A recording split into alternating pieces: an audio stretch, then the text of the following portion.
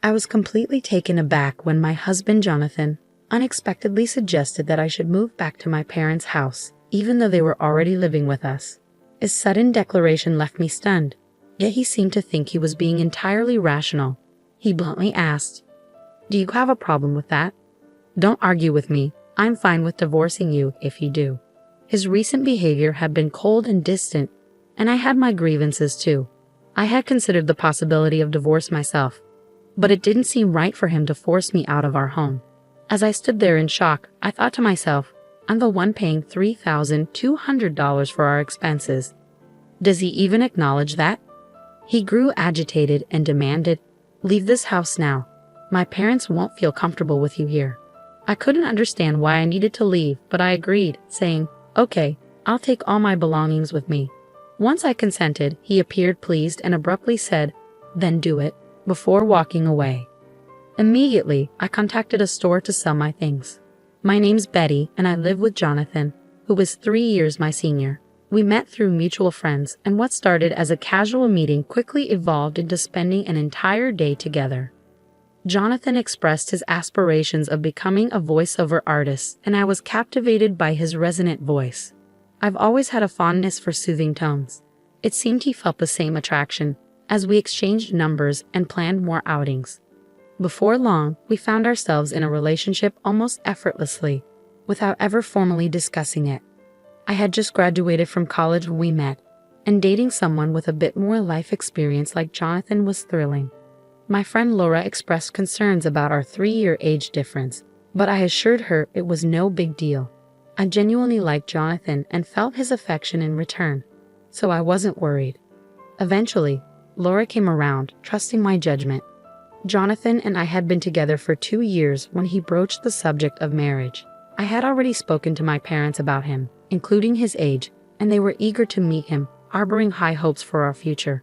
I often wondered when he would propose, and it turned out to be during one of his regular visits to my apartment. We were just lounging and enjoying each other's company. It wasn't the most romantic setting, but it was very much Jonathan's style, and I was fine with it.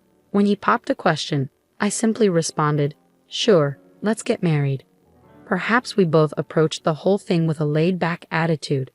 After the proposal, we visited each other's parents. However, I didn't quite click with Jonathan's family. When we arrived at his parents' home, the place was decorated with items that seemed to mimic old-fashioned luxury, but felt insincere. His parents were dressed in costly attire and adorned with flashy jewelry, giving off an air of trying too hard to appear affluent. Our tastes and values appeared to be quite different, and I doubted we'd get along well. During the visit, Jonathan's mother even made a disparaging remark about my appearance, which was hurtful. I was taken aback by the behavior of the family of the man I intended to marry, but ultimately, I reminded myself that I was committing to Jonathan, not his family. As Jonathan and I prepared to get married, I reassured myself that it was okay if I didn't particularly enjoy his parents' company. I wouldn't have to spend much time with them, so I chose not to let it trouble me excessively. After our wedding, as we settled into our new condo, I noticed that Jonathan seemed preoccupied with something. One day, he suddenly asked, "Hey, who was that woman in the blue dress at our wedding?" Considering there were several guests in blue, I couldn't immediately pinpoint whom he meant. "Which woman in a blue dress?" I asked, trying to recall. "You know, the one who gave a speech as your best friend," he clarified. "Are you talking about Laura?" I replied as it clicked that Laura had worn a blue dress. "Yes, that's her," Jonathan said, his tone reflecting some unease. "What's wrong with Laura?" I inquired, puzzled by his concern. "Oh, it's not a big deal," he dismissed. "The other day, I thought I saw someone who looked like her when I was on my way to work. That reminded me she was your best friend who spoke at our wedding." I was a bit baffled by Jonathan's sudden curiosity about Laura and his flustered response. But before I could delve deeper, he laughed it off and retreated to his room. Shortly after this conversation, Laura called me, bubbling with excitement. "Listen, Betty, my boyfriend's coming back to Canada next year," she shared. Laura and her boyfriend had been dating since high school, having known each other since they were kids. He had moved away during middle school, but they maintained their bond through letters and eventually reconnected in high school, where he expressed his feelings for her. I've always enjoyed Laura's romantic tales, Despite her boyfriend working at an international branch for a few years, they managed to keep their relationship strong and connected. Well, do you think he might propose once he's back? She pondered excitedly. And then you guys will get married, I exclaimed, half teasing. Laura laughed and responded, Oh, Betty, you're always jumping to conclusions. Just make sure to invite me to the wedding. I promise I'll give another heartfelt speech. Of course, after the beautiful speech you gave at my wedding, I need you to do the same at yours. Just don't set the bar too high, I replied. We chuckled together as we sipped our tea, enjoying the ease and trust that flowed through our conversation. We had always been there for each other, ready to listen whenever one of us faced any issue. Around this time, I started noticing changes in Jonathan's routine. He began returning home increasingly late. Working late again today? I asked one evening. Yeah, you think I shouldn't work or something, he retorted. Even after our marriage, Jonathan clung to his dream of becoming a voiceover artist. He was dedicated, juggling part-time jobs to fund his voice artist classes.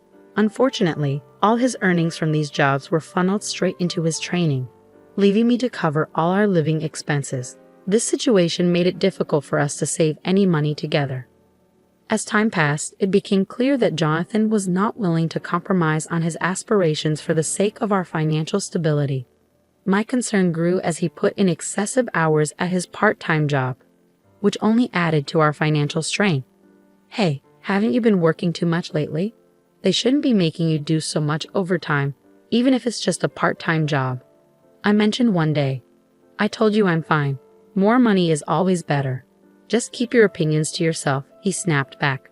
By then, Jonathan had become distant, no longer even using my name when we spoke. Since our marriage, Jonathan had begun to address me merely as you, and I had expected him to speak to me with kindness and more frequently. However, his words were often harsh. His once gentle voice had grown rough, and his drinking had increased significantly. At times, his voice even sounded hoarse, which was concerning given that voice artistry demanded a healthy voice. Despite this, he seemed disinterested in discussing his health and increasingly avoided conversations with me. Eventually, he started ignoring me altogether, even when we were in the same room. Amidst these challenging times, Laura called me. She mentioned she had something important to discuss. Given my concerns, I suggested we meet up, eager for a conversation with Laura. We decided to meet at a cafe and chose a booth with a private seating area. Laura selected our booth carefully, a spot where the counter and staff could easily see the entrance. You chose this booth specifically? I asked, noticing her cautious approach. Yes, she replied. I wanted a spot where the staff could see if there was a suspicious person outside our door. A suspicious person? Is that related to what you wanted to discuss? I asked, connecting the dots. Laura nodded, her expression tense. She explained that ever since she left her job about a month ago, she felt like someone was following her. Now, she even felt watched on her days off. The reason she picked a booth with a clear view was that she suspected the person stalking her might try to eavesdrop on our conversation. Did you talk to the police about it? I asked, concerned. I tried, but since there's no direct contact, they can't do much, she sighed. What about your boyfriend? Isn't he coming back in a month? I inquired, hoping she had some support. I thought I'd discuss it with him too, but I wanted to talk to you first. Someone close by, she explained. I understood her need for immediate support. Laura hadn't managed to get a clear view of her stalker, making the situation even more unnerving. She was too frightened to discern whether her stalker was a man or a woman. I decided to discreetly watch from a distance to try and identify who was following her. During this time, I was struggling with my troubled relationship with Jonathan and found it hard to open up about it. But as I kept an eye on the situation, I made a shocking discovery. The person shadowing Laura was none other than my husband, Jonathan. Jonathan often claimed he had to work late, but I noticed that after his shifts, he lingered near Laura's workplace and followed her as she left. I was stunned to realize that the person causing my best friend such fear was my own husband. Witnessing Jonathan tracking Laura with a creepy, unsettling grin completely changed my perception of the man I had married. The man I had fallen in love with now seemed like a stranger, and the love I thought would last forever turned cold. I knew I had to tell Laura the truth. I urged her to move immediately for her safety. With the help of her colleagues, she arranged for someone to drive her from the underground parking lot directly to her new residence. We took these precautions to ensure her safety as Laura made her escape. Jonathan's frustration intensified when he realized Laura had moved away. Eventually, his pent-up anger erupted. "My parents are going to live here, so you need to go back to your parents' house," he demanded abruptly one day. I was taken aback by his sudden and unreasonable demand. "If you have a problem with that, then I'm fine with divorcing you," he threatened, losing his temper. Though I had my grievances and had even considered divorce before, the reality of our deteriorating relationship hit me hard at that moment. I couldn't believe that Jonathan thought he could just kick me out of our home. After all, I was the one paying $3,200 for our monthly expenses. I wondered if he even remembered that as I gave him a skeptical look, but he just snapped, "Just leave already. My parents can't move in if you're still here." "Why do I have to leave?" "I don't understand at all," I replied, frustration building. Despite my confusion and frustration, I calmly said, "Okay, I'll take everything I bought with me." Seeing me agree, Jonathan impatiently told me to hurry up and walked away. I immediately contacted a local buyback service, and the next day, they arrived at our apartment. At first, Jonathan smirked, thinking I was simply packing to leave. However, his smirk faded into shock as he watched the workers evaluate all our furniture and appliances. Once they finished, except for the items in Jonathan's room, a staff member handed me a quote. "The total value is $299,000, they said. I quickly signed off. "Okay, sell it all." Suddenly, Jonathan snapped back to reality and grabbed my arm. "Why are you selling everything? My parents are going to live here. How can they if there's no furniture?" I shook off his grip and countered, "What do you mean? When we got married, you told me you were broke because you were paying for your acting classes. You asked me to handle the rent, furniture, and living expenses. I never knew you were that broke. I feel deceived. Remember the $3,200 I've been covering every month? From now on, you'll pay that, and with your parents moving in, I bet it'll be even more." Jonathan went pale, realizing the gravity of the situation. He attempted to regain his composure quickly. "You thought talking about money would make me cancel the divorce? Who do you think you are? I've already gotten close to a rich lady," he said, striking a pose. I remembered how Jonathan had been following Laura recently. If he considered that getting close, then his perceptions were deeply flawed. Laura, who came from a wealthy family, her grandfather, a businessman, and her father, his successor, never flaunted her wealth. She lived just like me and our friends, not judged by her family's wealth. Yet it seemed Jonathan had learned of Laura's background and saw her as a better match, thinking perhaps that wealth made one person preferable over another. This notion infuriated me, but I knew Laura would never be interested in Jonathan. She had been with her high school boyfriend for years, and he was due back in the States soon with plans for them to marry. When I mentioned that Laura felt uneasy because someone had been stalking her daily, Jonathan was taken aback upon hearing that Laura found him creepy and that they weren't close. "I always walked Laura home," he protested. "You're lucky I didn't call the police," I replied sharply. "But I didn't know she had a boyfriend. He's been away. She picked me over someone she doesn't know." Jonathan tried to justify, misunderstanding their relationship. "They've been writing letters since they were kids and talk almost every day. And unlike you, who's only had part-time jobs, her boyfriend is successful. Even her dad likes him," I pointed out. Jonathan looked profoundly sad as I laid out the facts. It was clear that his delusions about forming a relationship with Laura were just that, delusions, and reality was setting in hard. As people arrived to take our belongings, he appeared somewhat relieved.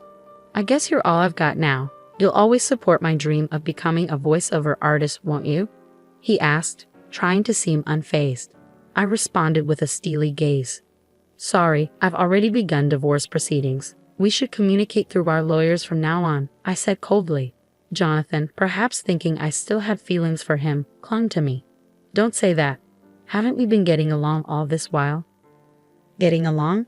Ever since you discovered my best friend Laura is wealthy, you've become distant and started spending time with her. Right after our wedding, I realized then that I had made a mistake," I continued.